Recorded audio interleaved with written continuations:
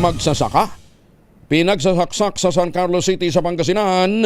Alamin natin ang nangyari mula kay Freddy Fajardo, Aris 38. Masantos siya kabasan ni Chikamin sa ating mga kababayan dyan sa Pangasinan, Freddy.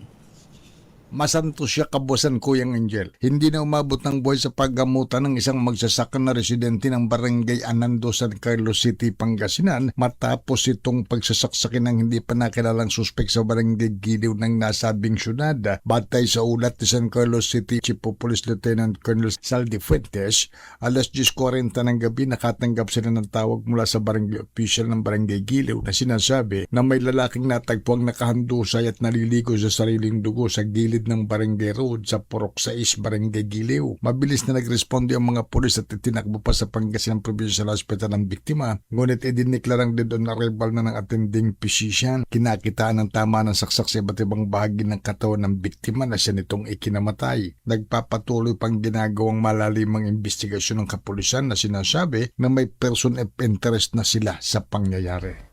Mula sa Action Radio Pangasinan, ito si Freddy Fajardo, Aris 38, nag-uulat para sa DCRH, una sa Pilipinas, una sa Pilipinas. Maraming salamat, Freddy.